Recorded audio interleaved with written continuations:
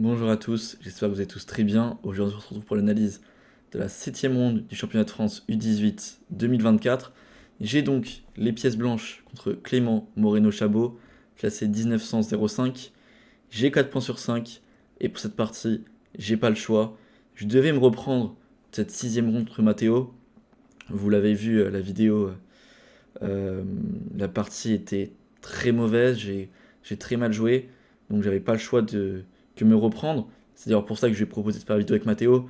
Je savais que la partie elle était pas incroyable, donc je me suis dit autant proposer à Mathéo de faire l'analyse. Je sais que ça allait être drôle si je lui propose. Donc au moins ça fait une vidéo un peu différente. Mais du coup on repart sur, sur du sérieux. Je joue donc contre un joueur classé 1900 que je connais un peu d'anciens tournois. Il vaut son elo. Donc j'ai les blancs. L'objectif c'est de gagner pour pouvoir rejouer un joueur plus fort avec les noirs. Et pour cette partie, c'est donc à 14h30 la ronde. Ce soir-là, on est un peu sorti, mais comme d'habitude, réveil à 10h. Du coup, j'ai essayé un peu de regarder si je pouvais me préparer. J'ai cherché des infos à gauche à droite. On m'a dit qu'il jouait des siciliennes. Je crois qu'on m'avait dit des dragons, des cavales C6, je sais plus. Du coup, j'avais regardé un peu tout ce qui est Najdorf, dragon, sicilienne classique, pas mal de petits trucs comme ça. Et je m'attendais à une sicilienne. Et je m'attendais au fait qu'il se prépare sur une de mes siciliennes. Il sait qui je suis, il connaît la chaîne YouTube, il connaît mes comptes sur internet. Donc je me suis dit que bon, il allait sûrement me cibler sur quelque chose. Donc autant réviser tout rapidement pour avoir un peu en tête ce que je compte jouer.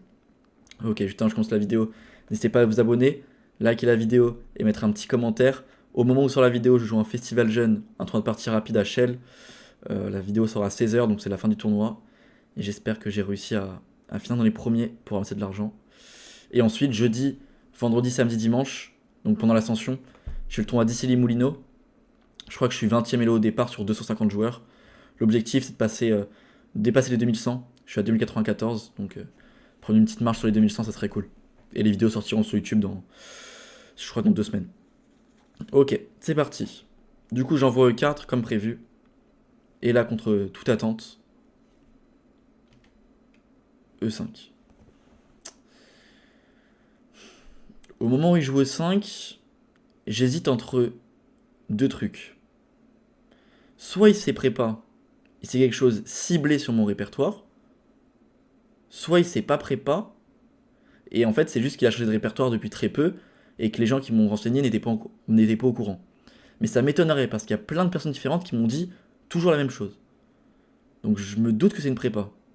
Maintenant je me dis quoi? Je me dis, les trois trucs que je maîtrise vraiment, après il y a des petits trucs que je connais, mais vraiment que je maîtrise, on va dire, c'est la viennoise, le gambier roi, et le gambier écossais.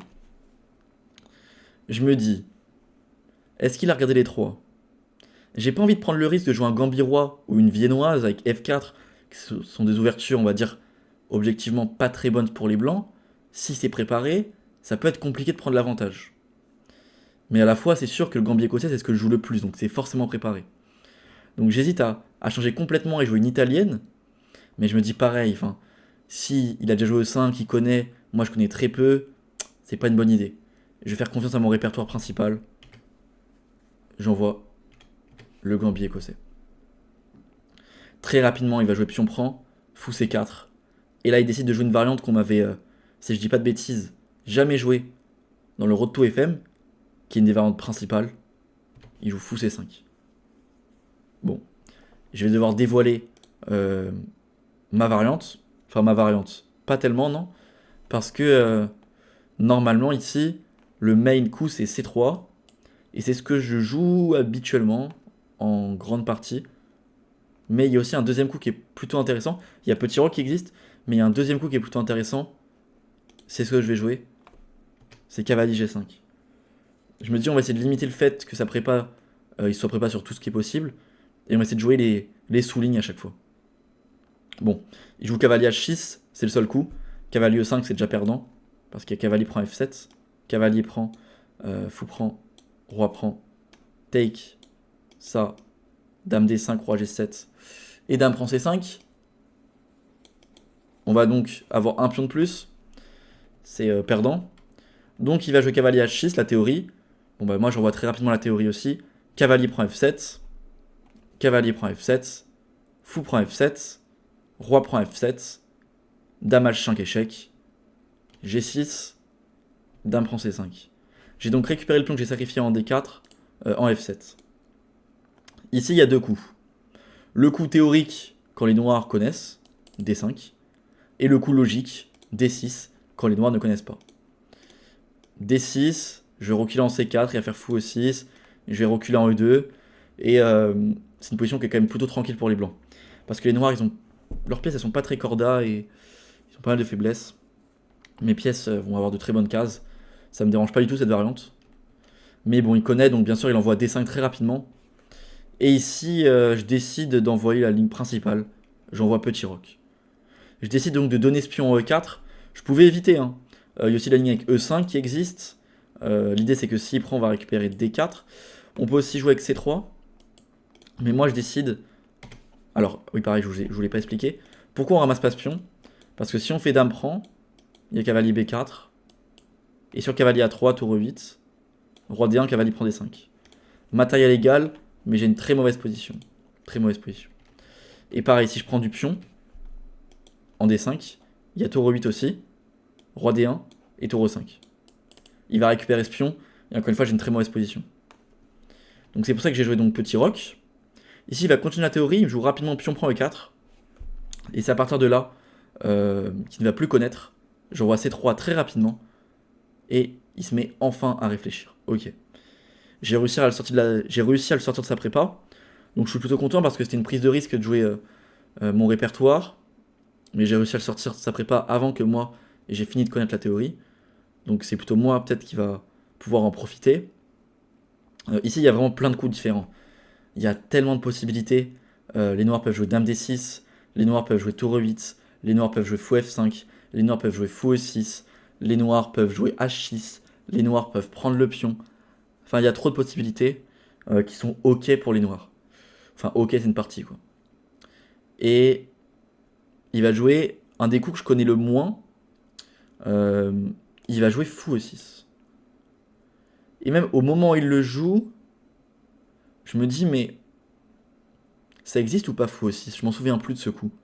Il y a tellement de coups que je m'en souviens plus. Déjà que c'est une sous-variante de quelque chose que je ne joue pas de base. Je me souviens plus de fou E6. Et j'hésite.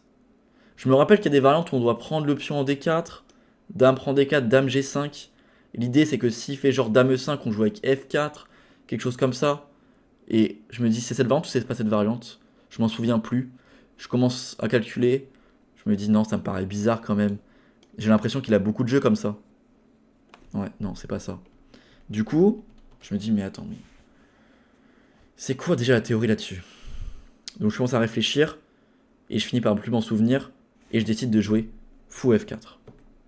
J'ai donc pas pu profiter de la théorie. Enfin, de mes connaissances. Fou F4, c'est le deuxième meilleur coup de l'ordi.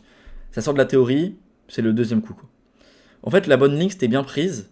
Dame prend, dame G5, dame E5. Mais c'était pas F4. Je me rappelais bien de ce truc, mais c'était pas comme ça. En fait, fallait jouer avec. Alors, il y avait deux variantes, dame H6 ou dame H4. Moi, je préfère jouer dame H4. H6. Et l'idée, c'est quand il va faire G5, on va jouer ça, ça, ça. Et ça, j'avais un fichier hyper long dessus en plus. Donc, c'est dommage. En gros, il y a des idées à base de F4 pour jouer sur tous les clouages. Je sais plus c'est comment que ça marche. Je crois que c'est fou F5 pour défendre et F4. Ouais, c'est ça. L'idée, bon, s'il prend, il perd la dame. S'il fait rien, il est mal. Donc prise comme ça. Et cavalier prend E4. S'il prend, il perd la dame. Donc dame D4, le coup logique, cavalier F2. Et en fait, c'est assez chaud parce que ce pion F4, il va sûrement tomber. Le roi est faible. Bon, l'ordi m'est égal, mais c'est quand même une position assez tranchante. Du coup, ici, je joue fou F4. Et je joue dame D5. Le coup qui m'embêtait quand j'avais calculé dame D5. Quand j'ai calculé fou F4, dame D5. Donc là, je calcule prise, mais je me rends compte rapidement que ça n'a pas l'air très bon, ça. Il a l'air d'activer un peu trop rapidement ses pièces. Matériel égal. Fou de couleur opposée. J'aime pas trop. Je décide donc de faire C prend D4. Je récupère mon pion comme ça. Il a 3 coups. Dame prend ou cavalier prend. Bon, sur cavalier prend, c'est mauvais. Il y avait dame prend dans C7. Ça, et je pense que la finale va être mieux pour moi à cause de ce pion faible. Dame prend C5, pareil, ne m'embêtez pas du tout. Parce que ce pion là va tomber et je vais pouvoir mettre le fou en D6. Genre, je sais pas, disons tour H8, fou prend C7, et je vais mettre le fou en D6, cavalier C3, tour E1, tour D1. Et pareil, cette finale-là me convient. Et dame prend D4, le coup qu'il a joué. Le coup qui, encore une fois, m'embêtait le plus. J'ai plusieurs possibilités. Premièrement, j'ai calculé dame B5. Il y a fou C4, mais je regardais un peu s'il y avait du jeu avec dame prend B7. Je pensais qu'il n'y avait pas assez de jeu. Finalement, c'est égal. J'aurais pu le tenter. Mais je me suis arrêté après tour AC8. Non, pas directement. J'ai calculé KC3 ou KD2, je sais plus, en D2, KC3, ouais. Et je m'étais dit qu'après fou D3, là je me suis arrêté. Et je me suis dit, bah j'ai juste une qualité de moins. Pour moi, il a réussi à stabiliser sa position. Et pour moi, j'avais pas assez de jeu. Finalement, l'ordi dit fou D6, dame D6, dame A4. Et il dit que ça, c'est égal. C'est quand même compliqué à comprendre. On a l'impression que les noirs ont juste une qualité de plus. Le fou en D3, ça paraît compliqué à jouer. Donc j'ai pas voulu jouer dame B5 et sacrifier la qualité. Pareil, dame G5, j'aimais pas trop. En fait, j'avais vraiment peur de fou C4. Sur tous les coups, j'avais peur de fou C4. L'ordi dit que le meilleur coup c'est dame C1, mais moi j'avais peur de fou C4. L'idée de fou C4 c'est quoi? Tour D1 et fou D3. Je me suis dit, à partir du moment où il arrive à mettre un fou en D3, je vois pas comment je progresse. Mon cavalier il a aucune case, ma tour elle est bloquée, ma dame elle est bloquée. J'ai l'air d'avoir peu d'espace. J'ai un pion de moins. J'aimais vraiment pas ma position. Bon, en soi, j'ai pas un pion de moins parce que je peux faire fou prend C7. Sur tour prend les dames F4. Mais bon, même sans le pion de moins, ça ouvre la colonne pour lui. J'aimais pas trop ma position. Finalement, c'est avantage blanc. Du coup, j'ai joué dame prend D4 parce que je me suis dit que tous les coups, il y a fou C4. Donc je finis par dépit par échanger. Il fait donc cavalier prend, je fais cavalier C3. J'attaque donc ce pion et ce pion. Il finit par défendre le pion C8. C'est bien joué parce que ce pion là, si je le prends, bon en fait ça lui enlève une faiblesse. Donc c'est pas forcément très grave, ça fera matériel égal. Pourquoi il fait pas tour AC8 plutôt? Parce que je crois qu'il y avait un truc. Alors c'est il y a longtemps la partie. Je crois que c'est tour AD1, C5, cavalier prend E4. Non, il y a cavalier E2. Il y a un fou G5 quelque part, ou un fou E5. C'est à quel moment fou E5? C'est direct ou c'est après tour AC8? Enfin c'est là. Tac. Ouais, je crois que c'est là. Fou E5, qui force la tour à bouger, donc en D8 pour défendre son cavalier. Et maintenant cavalier prend E4. Je vais menacer cavalier G5 pour le fou et pour le pion. Et en fait, je pense qu'il a eu peur de ça. Il s'est dit que du coup, s'il met cette tour là, il va se prendre ça et ça a l'air pas incroyable pour lui. Du coup, il a préféré mettre la tour H. Comme ça, sur fou E5, bah, j'attaque pas la tour. Il peut juste faire cavalier C6. C'est ça son idée. Je pense qu'il a raison. Je fais donc tour FD1. Je suis pas pressé de prendre le pion E4. Il fait donc C5 pour défendre. Et je fais fou E5. Je menace donc de ramasser et d'avoir une finale avec un pion de plus. Parce que je vais récupérer le pion E4. Il défend donc son cavalier. Je continue. Je fais donc fou D6. Je force B6. Et maintenant, je ramasse le pion E4. Maintenant que j'ai réussi à prendre de l'espace. Et je menace donc cavalier G5 pour gagner un pion. J'ai aussi des menaces de cavalier D6 qui vont arriver. Il fait donc fou F5. Bien joué. Il s'enlève la menace de cavalier G5. Il m'empêche cavalier D6 en attaquant mon cavalier directement. Je fais donc cavalier G5, roi H7 et H3. Un petit coup prophylactique pour la finale. Le roi pourra passer. Et aussi, ça me permet peut-être de préparer une poussée un jour. Il fait donc H6, il attaque mon cavalier. Je reviens donc en F3. Il fait tour D8. Ok. J'envoie donc cavalier H4. Je me suis dit qu'en fait, si ces deux cavaliers s'échangent, c'est fou que le reposer. De grandes chances de match nul. Si j'échange le fou contre le fou sera meilleur que mon cavalier. Donc, grande chance de match nul. La bonne finale, je pense, c'est de venir échanger ce cavalier contre ce fou. Donc je cherche absolument à l'échanger. Il l'a compris, il recule son fou. Je fais donc fou C7. J'essaie de forcer l'échange des tours pour prendre la colonne. Bien sûr, ici, fou prend A2 n'est pas bon. Fallait quand même bien le calculer, mais il y avait tour D6, avec idée sur cavalier E7, tour D7, attaque le cavalier. Et en fait, le truc, c'est que s'il fait roi F6, il se prend fou D8. Et je vais... Bon, je peux pas défendre mon fou, parce que sur tour là, il y a roi D7. Mais bon, j'ai quand même une finale qui va être mieux pour moi, j'ai un pion de plus. Donc en fait, fou prend A2, c'était très risqué. Pareil, roi F7, il y a cavalier prend G6. Sur roi prend, je prends le cavalier. Ça, pareil, c'est avantage pour moi. Du coup, en fait, c'était très dangereux de prendre le pion A2.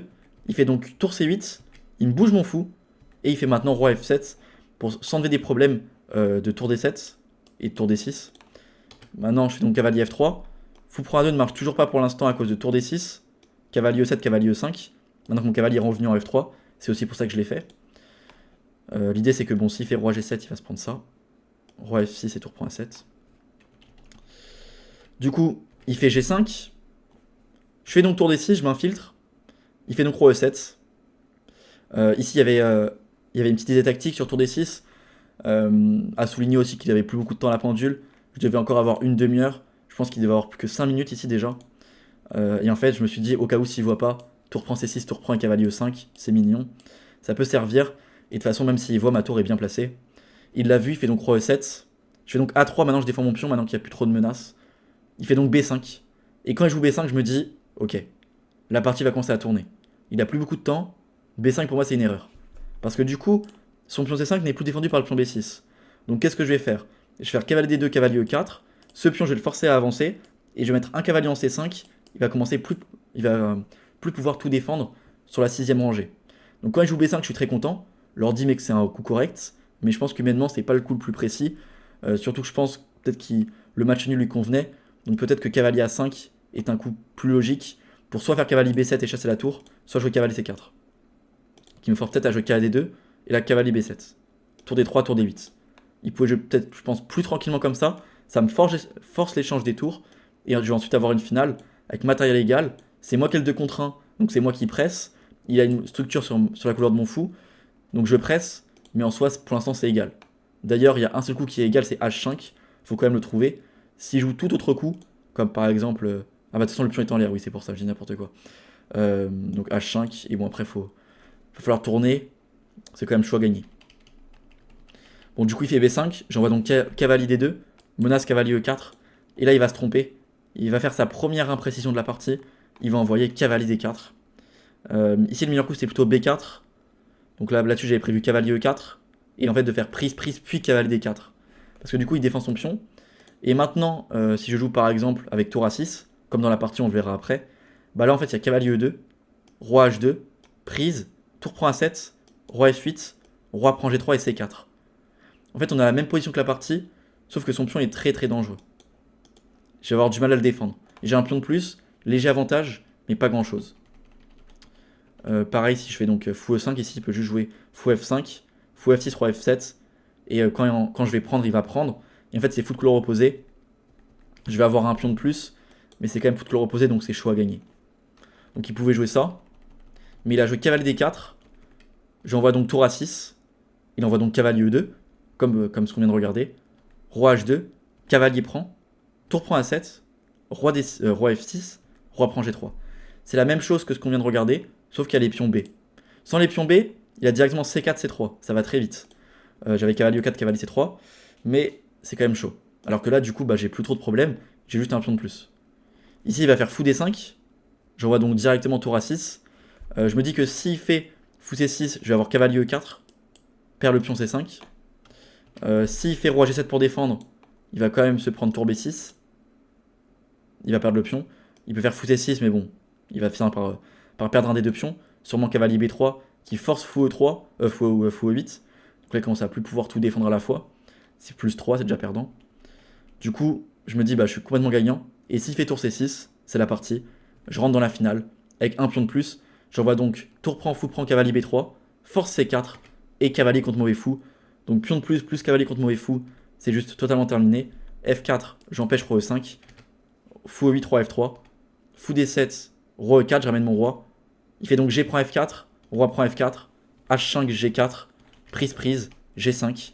Fou E8, il veut pas reculer son roi, c'est pas grave, je vais le faire reculer. Parce que s'il revient ici, ici ou ici, il se prend cavalier E5. Il est donc en zugzang, il doit faire roi F7. Je vois donc roi E5. Il veut pas me laisser passer pour aller ramasser les pions par D6, donc il fait roi E7. Je fais quand même roi D5. Il me suit, roi D7. Il veut venir défendre son pion. Le problème, c'est que maintenant, je joue de l'autre côté et j'envoie cavalier E5. Parce qu'en fait, du coup, j'ai envoyé G6, G7, G8. Je pouvais pas jouer G6 directement, je crois. Ou alors si, peut-être. Mais c'était un peu moins précis. Parce que du coup, il pouvait revenir défendre comme ça. J'ai donc direct envoyé cavalier E5. Et l'idée, bon, s'il fait roi E7, il se prend cavalier C6, roi F7 et roi C5. Il perd les pions. Et s'il fait roi C7, c'est la partie. J'envoie donc G6. Il peut plus arrêter le pion. Il a donc fait fou prend G6, cavalier prend G6, roi B6, cavalier E5, roi A5, cavalier prend C4 et il abandonne. Je vais avoir 2 pions et c'est terminé. Bon, ça fait plaisir. Je me suis rattrapé de la ronde contre Matteo. Je pense plutôt belle partie. Avec un ordi puissant, il m'avait mis une seule imprécision, lui 3. Donc seulement 3 imprécisions et il perd. Ça montre que je pense que j'ai fait une belle partie. Malgré une prépa de sa part. On lance le bilan de partie et on voit ce qu'on a pensé l'ordi de Chesscom. Donc ça me permet de me replacer à 5 sur 7. Prochaine ronde, je jouerai contre Ewen Pichon. Pour ceux qui connaissent. C'est avec lui que j'ai commencé les streams sur Twitch. Mes tout premiers streams sur Twitch, c'était avec lui. Ok, 96.8, comme Matteo à la partie précédente. Ça m'a traumatisé. 85.5 pour lui. Ouais, bah une imprécision, comme avec un ordi puissant. Par contre, lui, Chesscom, il met une erreur et 6 imprécisions pour Clément.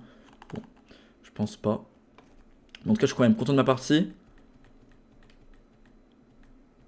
Donc, il s'est prépa, mais j'ai quand même réussi à aller un coup plus loin que lui malgré sa prépa. Donc, je suis bien, je connais bien l'ouverture. Là, je me trompe pour la première fois. C'est pas le meilleur coup, mais ça va. Dame D5, donc là, prise. Fallait faire donc Dame C1 ici. Pas Dame prend D4. C'est ma seule imprécision de la partie. Et à partir de là, j'ai plutôt bien joué. J'ai eu les bons plans, je pense. Les meilleurs coups. Je pense que j'ai joué plutôt proprement. Je pense que ouais. Cavalier D4, ouais, première imprécision, il me laisse tour A6. Il aime pas trop cavalier E2, mais ça va. Et là, ouais, roi F6 sur le droit D6. Du coup, là, ouais, il fout D5. Tour A6, et du coup, là, ça perd. Même s'il fait pas tour C6, c'était totalement perdant déjà. Et du coup, après, il n'y a plus qu'à. Il n'y a plus qu'à convertir, ramener le pion jusqu'à Dame, forcer le roi à reculer, et finir par aller chercher les pions de l'autre côté. Et s'il nous suit, pousser donc le pion passé. Ok. Bon bah ok, ça fait plaisir. GG Clément pour la partie parce qu'il a quand même fait une bonne partie. Il n'avait pas fait d'imprécision jusqu'au... Ok, il leur dit mais imprécision sur Dame D5, mais c'est pas vraiment une imprécision. Normalement il a pas fait d'impression jusqu'à cavalier D4, 30e coup. Donc il a fait une bonne partie. Peut-être B5 légèrement avant, qui est pas hyper précis au 29e coup. Mais bon, sinon il a fait une belle partie. Le Zeitnot l'a pas aidé. Et du coup voilà, on est donc à 5 sur 7. Prochaine partie, je joue donc contre Ewen Pichon, classé 2250. Faudra faire une belle partie avec les noirs. On va bien se préparer. Et on se retrouve donc vendredi à 16h pour l'analyse de cette ronde numéro 8. Que j'analyserai avec Ewen en vidéo. On sera deux. Vous vous inquiétez pas, c'est pas comme avec Matteo. Ça va, avec Ewen c'est sérieux. Et enfin, c'est déjà tourné la vidéo. Ça va, la vidéo est pas mal. Et donc on se retrouve donc vendredi à 16h pour l'analyse de cette 8e ronde. Allez, bonne journée tout le monde. Bonne soirée. Ciao.